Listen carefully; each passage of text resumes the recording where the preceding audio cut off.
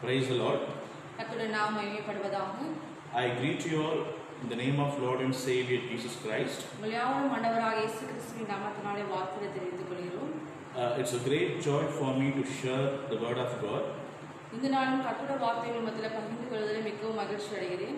Before we enter into the word of God, தேவனுடைய வார்த்தைக்கு நாம் கடந்து போவதற்கு முன்பதாக let's pray. நாம் ஜெபிக்கலாம். Loving Heavenly Father, we praise you, we magnify your name, O Lord. எங்களை அதிகமாக நேசிக்கிற பரலோக பிதாவையும் நாம் துதிக்கிறோம், நாம் ஸ்தோத்திரிக்கிறோம். We give thanks to you, Lord. You have given us such a wonderful day. இந்த நாளை நீ கொடுத்தமைக்காக உமக்கு நாங்கள் நன்றி செலுத்துகிறோம் ஆண்டவரே. Father God, you are the God who speaks to us, Master. நீர் ஒருவரே எங்களோடு பேசுகிற தேவனாக இருக்கிறீரப்பா. I surrender each and every one of people, those who are watching this message, Lord. இந்த நாள் இந்த செய்தியை கேட்டுக்கொண்டிருக்கிற ஒவ்வொருவரும் இந்த கருத்திலே நாங்கள் முற்றிலுமாய் நாங்கள் அர்ப்பணிக்கிறோம் அப்பா. Bless them right now, Master. இந்த வேளையிலே கர்த்தருடைய பிள்ளைகளை நீர் ஆசீர்வதிப்பீராக. You speak with your people, Master. நீர் உம்முடைய ஜனங்களோடு நீர் பேச வேண்டும் என்று நாங்கள் ஜெபிக்கிறோம். In Jesus' name I pray, Amen. இயேசுவின் மூலம் ஜெபிக்கிறோம் நல்ல பிதாவே, ஆமென். Hallelujah. Hallelujah. Turn your Bible with me. என்னோடு கூட வேதாகமத்தை திருப்பிக் கொள்ளுங்கள். Isaiah chapter 60 verse 14. ஏசாயா 60ஆம் அதிகாரம் 4வது வசனத்தை நாம் எடுத்துக்கொள்ளலாம். 14வது வசனத்தை. உன்னை ஒடுக்கினவர்களின் பிள்ளைகளும் குனிந்து உன்னிடத்தில் வந்து உன்னை அசட்டை பண்ணின யாவரும் உன் காலடியில் பணிந்து உன்னை கர்த்தருடைய நகரம் என்றும் இஸ்ரவேலுடைய பரிசுத்தரின் சீயோன் என்றும் சொல்வார்கள். The sons of those who afflicted you shall come bending low to you, and all who despised you shall bow down at your feet. They shall call you the city of the Lord, the Zion of the Holy One of Israel. Here Bible says that you are the city of God. இங்கே வேதாகமம் விதமாய் சொல்கிறது நீங்களே கர்த்தருடைய நகரம் என்று. God is telling you right now, you are the city of God. கர்த்தர் இந்த நாளில் உங்கள் மத்தியிலே சொல்லுகிறார் நீங்களே கர்த்தருடைய நகரம். There are so many places mentioned in the Bible. வேதாகமத்திலே பலவிதமான இடங்களே குறிப்பிடப்பட்டிருக்கிறது. Like lands, nations, islands, villages. இதனால பார்க்கும் பொழுது கிராமங்கள், இடங்கள், தீவுகள், தேசங்கள் என்று சொல்லி பலவிதமான இடங்களை நாம் பார்க்கலாம். But in this verse, ஆனால் இந்த வசனத்திலே God is telling you particularly, you are the city of God. நீங்களே கர்த்தருடைய நகரம் என்று சொல்லி இந்த வசனத்திலே நாம் பார்க்கிறோம். What is the city? நகரம் என்றால் என்ன? City means it's fully facilitated with all advantages. நகரம் என்று நாம் பார்க்கும் பொழுது அந்த நகரத்திலே எல்லா விதமான வசதிகளையும் கொண்டு இருப்பதுதான் நகரத்திலே நாம் பார்க்கலாம். City is the place where you can get all kind of facilities. நகரம் என்று சொல்லி நாம் பார்க்கும் பொழுது அந்த நகரத்திலே எல்லா விதமான சலுகைகளும் எல்லா விதமான காரியங்களும் எளிதாக கிடைப்பதை நாம் அங்கே பார்க்க முடியும். According to the Bible, வேதாகமத்திலிருந்து நாம் பார்க்கும் பொழுது Jerusalem is called as city of God. எருசலேம் தேவனுடைய நகரமாக காணப்பட்டது. There were so many places in the Bible. பல இடங்கள் வேதாகமத்திலே நாம் பார்க்கலாம். But only Jerusalem is called as city of God. ஆனாலும் அவற்றிலே எருசலேமே மாத்திரம் கர்த்தருடைய நகரமாக கருதப்படுகிறது. Why? Because ஏனென்றால் Jerusalem, that is where Jesus born. ஏனென்றால் எருசலேமிலே ஆண்டவராகிய இயேசு கிறிஸ்து பிறந்தார். That is where Jesus performed his miracles. அந்த எருசலேம் நகரத்திலே கர்த்தர் பல அற்புதங்களை நிகழ்த்தினார். That is where Jesus did his ministry. அந்த நகரத்திலே இயேசு தன்னுடைய ஊழியத்தை நிறைவேற்றி முடித்தார். The final thing is very important. கடைசியாக நாம் பார்ப்பது மிக முக்கியமான காரியம். That is where Jesus died and resurrected from the dead. அந்த நகரத்திலே ஆண்டவராகிய இயேசு கிறிஸ்து மரித்து மூன்றாம் நாள் உயிரோடு எழுந்திருக்கிறவராக காணப்பட்டார். So that Jerusalem is called as city of God. ஆகவே தான் எருசலேமை கர்த்தருடைய நகரமாக சொல்லப்பட்டிருக்கிறது. In the same way, God is telling you right now, you are the city of God. அதே போலதான் கர்த்தர் இந்த வேளையிலே உங்களை பார்த்து சொல்கிறார் நீங்களே கர்த்தருடைய நகரம் என்று சொல்லி. If you want become like a city of God, நீங்கள் கர்த்தருடைய நகரத்தைப் போல இருக்க வேண்டும் என்றால் Jesus has to born in your life. இயேசு உங்களுடைய வாழ்க்கையிலே அவர் பிறந்திருக்க வேண்டும்.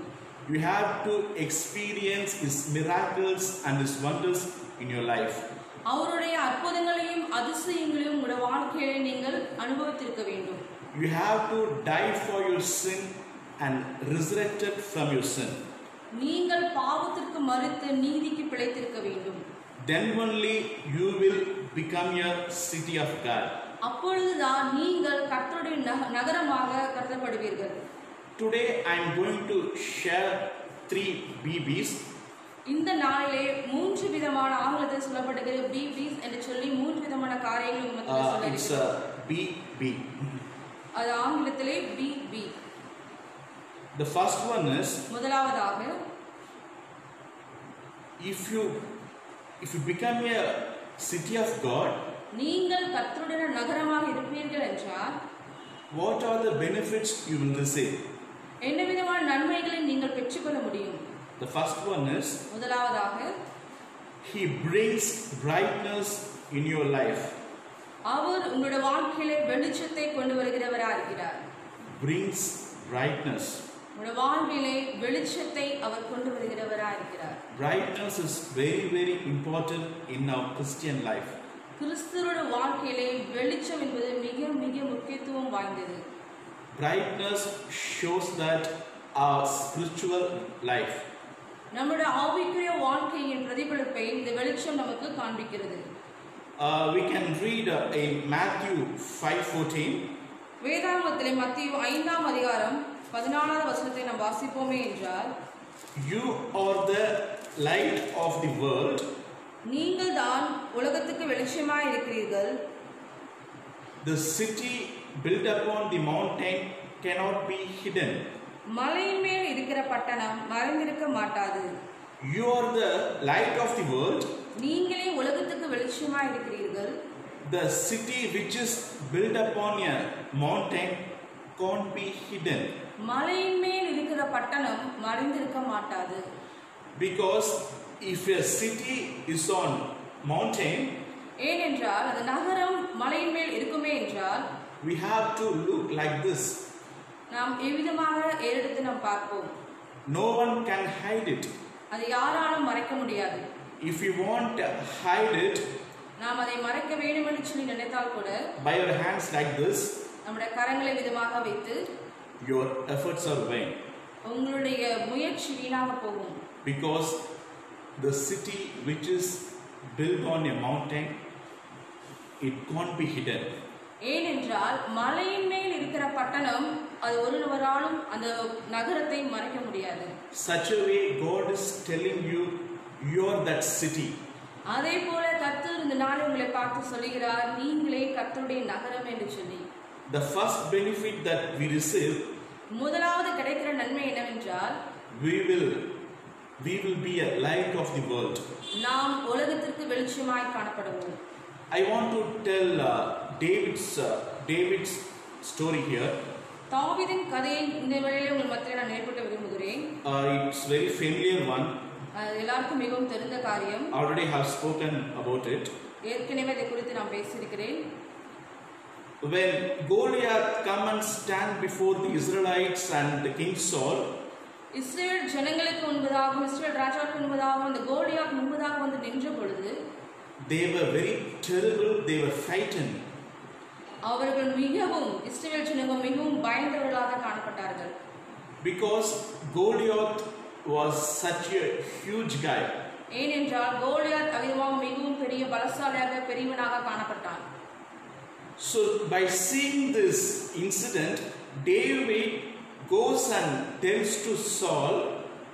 தாவீது சவுலிடத்தை இந்த காரியங்களை பார்த்து தாவீது சவுலிடத்தில் போய் சொன்ன பொழுது we can read it First Samuel chapter 17 verses 34 to 37. You can read it in your 1 Samuel 17ஆம் அதிகாரம் 34-36 வரைக்கும் நாம் வாசிப்போமே என்றால், when he was tending his flock, அதில் நாம் வாசிக்கும் பொழுது அவன் விவிதமாக போய் பார்க்கும் பொழுது he was leading his sheep. அவன் மேய்க்கிறவனாக காணப்பட்டான். While he was leading his sheep, he met lion and bear. அவன் ஆடு மேய்த்து கொண்டிருக்கும் பொழுது ஒரு முறை சிங்கத்தையும் ஒரு முறை கரடியும் அவன் சந்திக்க வேண்டியதா இருந்தது. Because the lion and bear came and killed his sheep. அந்த சிங்கம் அவன் மேய்த்து கொண்டிருந்த ஆடுகளை பட்சித்து போடும்படியாய் அது அங்கே வந்தது. You know why? ஏன் அங்கே வந்தது என்றால், because God was trying them to face Goliath in his life. அந்த சம்பவத்தை, அந்த சிங்கத்தை அவன் மேற்கொள்ள வேண்டும் என்று சொல்லி கர்த்தர் அனுமதித்திருந்தார். ஏனென்றால் இதற்கு பிற்பாடாக அவன் கோலியாத்தை அவன் பார்க்க வேண்டும் என்று சொல்லி. Because God trained him to defeat the lion and the bear in order to face Goliath in coming days. சிங்கத்தையும் கரடியையும் அவன் ஜெயித்து பிற்பாடாக அவன் கோலியாத்தை சந்திக்க வேண்டியதாக இருந்தது. அதனால இந்த காரியத்தை கர்த்தரோட வாழ்க்கையில் அனுமதித்தார். So that's what he was explaining to Saul. I have killed lion and bear because God rescued me from that. இதுவே தாவீது சவுலிடத்துல போய் சொன்னான். ஒருமுறை சிங்கத்தையும் கரடியும் நான் மேய்த்துக் கொண்டிருக்கும் பொழுது ஆடுகளை அவை சேதப்படுத்தும் பொழுது வந்த பொழுது நான் அவற்றை மேற்கொண்டேன்.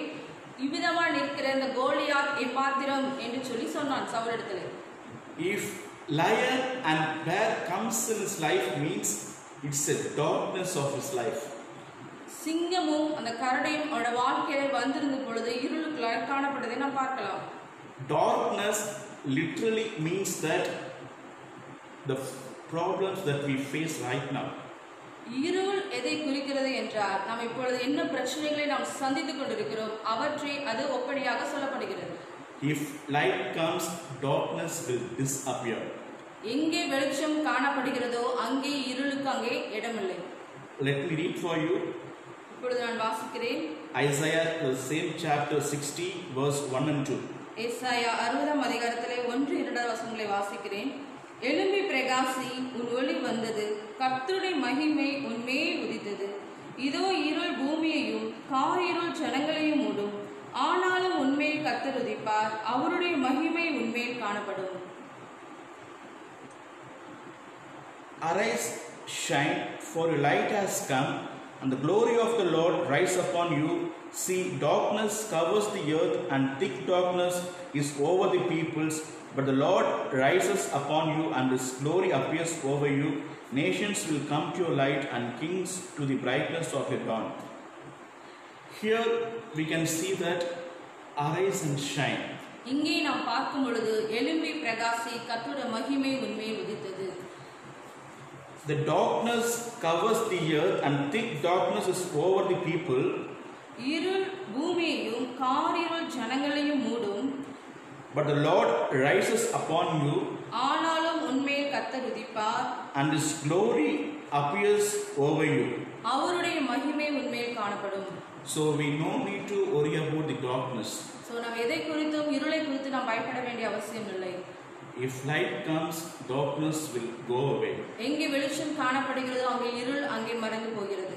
So if you become like a city of God, நீங்கள் கர்த்தருடைய நகரமாக காணப்படும் பொழுது definitely God will bring brightness in your life. நிச்சயமாக கர்த்தர் உங்கள் வாழ்க்கையில வெளிச்சத்தை கொடுக்க வல்லமையுள்ள தேவனாக இருக்கிறார். The second one is, இரண்டாவதாக நாம் பார்க்கும் பொழுது, the second benefit that we receive, இரண்டாவது நன்மை நாம் என்னவென்று சொல்லி நாம் பார்ப்போம் என்றால், He breaks the barriers in your life. உங்கள் வாழ்விலே காணப்படுகிற எல்லா தடைகளை கர்த்தர் மாற்றுகிறவராக இருக்கிறார். He is the only God who can break all your barriers. இவர் ஒருவரே தேவன் வாழ்விலே காணப்படுகிற தடைகளை மாற்றுவதற்கு. Let me read for you the same chapter, Isaiah 60 verse 11. அதே அதிகாரம் ஏசாயா 60ஆம் அதிகாரத்திலே 11 வசனத்தை நாம் வாசிக்கலாம். உன்னிடத்துக்கு ஜாதிகளின் பலத்த சேனையை கொண்டு வரும் படிக்கும், அவர்களுடைய ராஜாக்களை அழைத்து வரும் படிக்கும், உன் வாசல்கள் இரவும் பகலும் பூட்டப்படாமல் எப்பொழுதும் திறந்திருக்கும். Your gates will always stand open, they will never be shut. day or night, so that the wealth of the nations may be brought into you, with their kings being led in procession. He is saying that no one can shut your door. இங்கே சொல்லப்படுகிறது ஒருவரும் உடைய கதவை மூட முடியாது என்று சொல்லி. If God breaks the barriers, கர்த்தர் உடைய வாழ்க்கையில் காணப்படுகிற தடைகளை மாற்றுவாரே என்றால், if God opens the door for you, கர்த்தர் உடைய வாழ்க்கையில கதவை திறப்பாரே என்றால், no one can shut it. அதை ஒருவராலும் பூட்ட முடியாது. Because God has opened it for you. ஏனென்றால் அது கர்த்தர் உங்களுக்காக திறந்திருக்கிறார். So let me read one more verse, Psalm 46 verse 9. நானும் இன்னொரு வசனத்தை நாம் வாசிக்கலாம். சங்கீதம் 46ஆம் அதிகாரத்திலே verse 9. 9ஆம் வசனத்தை வாசிக்கிறேன். அவர் பூமியின் கடைமுனை மட்டும் யுத்தங்களை ஓய பண்ணுகிறார், வில்லை ஒடித்து ஈட்டியை முறிக்கிறார், ரதங்களை நெருப்பினால் சுட்டரிக்கிறார். Here we can read that he makes war cease to the ends of the earth. He breaks the bow and shatters the spear. He burns the shields with fire. He breaks the bow and shatters the spear. இங்கே பார்க்கும் பொழுது வில்லை ஒடித்து ஈட்டியை முறிக்கிறார், ரதங்களை நெருப்பினால் சுட்டரிக்கிறார் என்று சொல்லி நாம் பார்க்கிறோம். Literally we can see that God is fighting for you.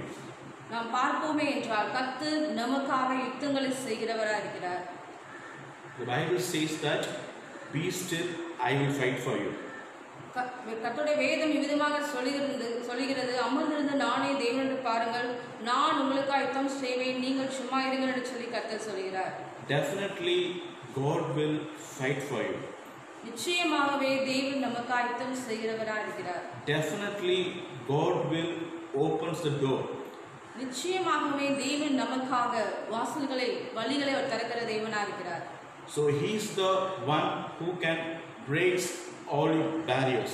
அவர் ஒருவரே கர்த்தர் நம்முடைய வாழ்விலே காணப்படுகிற எல்லா தடைகளையும் மாற்றுவதற்கு. The only thing is we have to stand with him. ஒரே ஒரு காரியம், நாம் அவருக்காக நிற்க வேண்டும்.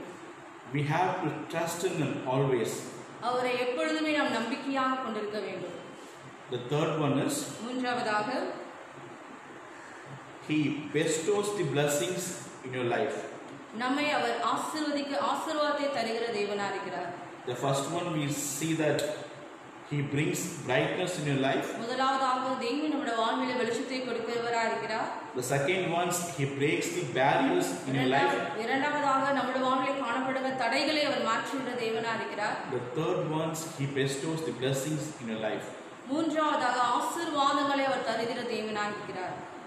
Let me read for you Isaiah chapter 60 verse 15. இந்த நான் வாசிக்கலாம். ஏசாயா 60ஆம் அதிகாரத்திலே 15ஆவது வசனத்தை நாம் வாசிக்கலாம். நீ நெகிழப்பட்டதும் கைவிடப்பட்டதும் ஒருவரும் கடந்து நடவாதமாய் இருந்தாய், ஆனாலும் உன்னை நித்திய மாட்சிமையாகவும் தலைமுறை தலைமுறையாய் இருக்கும் மகிழ்ச்சியாகவும் வைப்பேன். Although you have been forsaken and hated, with no one traveling through, I will make you the everlasting pride and the joy of all generation. Here we read that you have been forsaken and hated. இங்கே நாம் பார்க்கும் பொழுது நீ நெகிழப்பட்டதும் கைவிடப்பட்டதுமாய் இருந்தாய். You may be forsaken with everyone and hated by everyone. நீங்க ஒருவேளை இந்த நாளில் நெகிழப்பட்டவர்களாயும் கைவிடப்பட்டவர்களாயும் காணப்பட்டிருக்கலாம். But God is telling you today, ஆனால் கர்த்தர் இன்று உங்களை பார்த்து சொல்லிருக்கிற காரியம் என்னவென்றால், God will never forsake you. தேவன் ஒருபோதும் உங்களை நெகிழப்படாமலும் கைவிடப்படாத தேவனுமா இருக்கிறார். He will never hate you. அவர் உங்களை ஒருபோதும் வெறுக்கிற தேவன் அல்ல. Because he loves you so much. ஏனென்றால் அவர் உங்களை அதிகமாய் நேசிக்கிறார். So that he wants to bless you. அதனால தான் அவர் உங்களை ஆசீர்வதிக்க வேண்டும் என்று சொல்லி விரும்புகிறார். So he wants to bless you right now. ஆகையால் தான் இந்த வேளையில் உங்களை ஆசீர்வதிக்க கர்த்தர் வல்லமையுள்ள தேவனாக இருக்கிறார். So God will definitely bless you today. ஆகையால் இந்த நாளிலே கர்த்தர் நிச்சயமாக உங்களை ஆசீர்வதிக்கிற தேவனாக இருக்கிறார். We can read one more verse. நான் இன்னொரு வசனத்தை நாம் வாசிக்கலாம். Zephaniah செப்பனியா chapter 3, மூன்றாம் அதிகாரத்திலே verse 20. 20வது வசனத்தை நான் வாசிக்கிறேன். அக்காலத்திலே உங்களை கூட்டிக் கொண்டு வருவேன், அக்காலத்திலே உங்களை சேர்த்துக் கொள்வேன். உங்கள் கண் காண நான் உங்கள் சிறையிருப்பை திருப்பும்போது பூமியில் உள்ள சகல ஜனங்களுக்குள்ளும் நான் உங்களை கீர்த்தியும் புகழ்ச்சியுமாக வைப்பேன் என்று கர்த்தர் சொல்கிறார். At that time I will gather you, at that time I will bring you home, I will give you honor and praise among all the peoples of the earth, when I restore your fortunes before your very eyes, says the Lord. Here we can say that God will give you honor and praise. இங்கே நாம் பார்க்கும் பொழுது பூமியில் உள்ள சகல ஜனங்களுக்குள்ளும் நான் உங்களை கீர்த்தியும் புகழ்ச்சியுமாக வைப்பேன் என்று சொல்லி கர்த்தர் சொல்கிறார். This is the greatest blessings that we ever receive. இதுவே பெரிய ஆசீர்வாதம், இதுவரை நாம் பார்த்திராத ஒரு பெரிய ஆசீர்வாதமாக காணப்படுகிறது. The Bible says clearly that I will give you honor and praise among all the peoples of the earth when I restore your fortunes before your very eyes. இந்த நாளிலே இந்த வசனம் விதமாக சொல்லப்பட்டிருக்கிறது. அக்காலத்திலே உங்களை சேர்த்துக் கொள்ளுவேன், உங்கள் கண் காண நான் உங்கள் சிறையிருப்பை திருப்பும் போது பூமியில் உள்ள சகல ஜனங்களுக்குள்ளும் நான் உங்களை கீர்த்தியும் புகழ்ச்சியுமாக வைப்பேன் என்று சொல்லி கர்த்தர் சொல்கிறார். Yes, definitely God will give you honor and praise. நிச்சயமாகவே கர்த்தர் கீர்த்தியிலும் புகழ்ச்சியிலும் சிறந்துக்கும்படியாய் கர்த்தர் செய்வார். Here we can read that same chapter, Zephaniah 3 verses 14 and 15. இதே அதிகாரத்திலே மூன்றாம் அதிகாரத்திலே 14-15 வசனத்தை நான் வாசிக்கிறேன். சீயோன் குமாரத்தியே கெம்பீரித்து பாடு, இஸ்ரவேலரே ஆர்ப்பரியுங்கள், எருசலேம் குமாரத்தியே நீ முழு இருதயத்தோடும் மகிழ்ந்து களிக்கூறு. கர்த்தர் உன் ஆக்கினைகளை அகற்றி உன் சத்துருக்களை விலக்கினார். இஸ்ரவேலின் ராஜ்யமாகிய கர்த்தர் உன் நடுவிலே இருக்கிறார், இனி தீங்கை காணாதிருப்பாய். Yes, God has turned back all your enemies. கர்த்தர் இந்த நாட்களின் சத்துருக்களை கர்த்தர் திருப்புவார். Sing, daughter Zion, shout aloud, Israel, be glad and rejoice with all your heart, daughter Jerusalem. The Lord has taken away your punishment, He has turned back your enemy. The Lord, the King of Israel, is with you.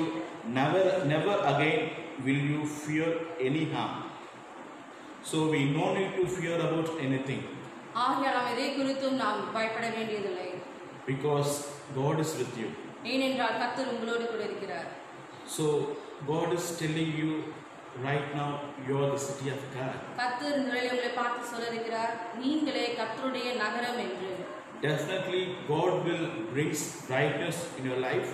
கர்த்தர் கட்டாயமாக உங்களுடைய வாழ்க்கையில வெளிச்சத்தை கொடுக்கிறவரா இருக்கிறார். Definitely God will break all your barriers in your life. நிச்சயமாகவே உங்கள் வாழ்விலே காணப்படுகிற தடைகளை ஒரு மாற்ற வல்லமையுள்ள தேவனா இருக்கிறார்.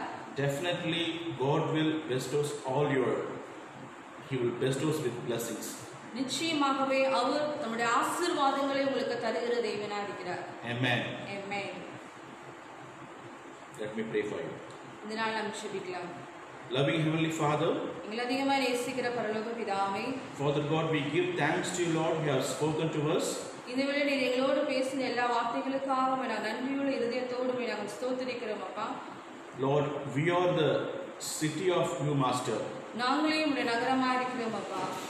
We are the light of the world, Lord. நாங்களே ஆண்டவரே உலகத்துக்கு நாங்கள் வெளிச்சமாக இருக்கிறோம் தகப்பனே. Lord, you bring your brightness in our life, Master. இன்னுமாய் ஆண்டவரே எங்களுடைய வாழ்விலே வெளிச்சம் உதிக்கும்படியாய் கர்த்தாவே எங்களுக்கு நீர் உதவி செய்வீராக. Father God, you break all the barriers which we facing right now, Lord. இந்த வேளையில் நாங்கள் சந்தித்துக் கொண்டிருக்கிற ஆண்டவரே எல்லா விதமான தடைகளை என் தேவனாய் கர்த்தர் நீர் மாற்றியருள வேண்டும் என்று நாங்கள் ஜெபிக்கிறோம். Father God, you bestow us with your blessings, Master. இந்த வேளையிலும் ஆண்டவரே உங்களுடைய ஆசீர்வாதங்களினாலே ஆண்டவரே வேதத்தில் சொல்லப்பட்ட இருக்கிற எல்லா ஆசீர்வாதங்களாலே கர்த்தர் நீர் எங்களை ஆசீர்வதித்து நீர் வழிநடத்த வேண்டும் என்று நாங்கள் ஜெபிக்கிறோம் அப்பா. Thank you, Lord. நன்றி செலுத்துகிறோம் தகப்பனே. For your wonderful words, Master. உம்முடைய அற்புதமான வார்த்தைகளுக்காக உமக்கு நன்றி செலுத்துகிறோம். In Jesus' name I pray. Amen. இயேசுவின் மூலம் ஜெபிக்கிறோம் நல்ல பிதாவே. ஆமென்.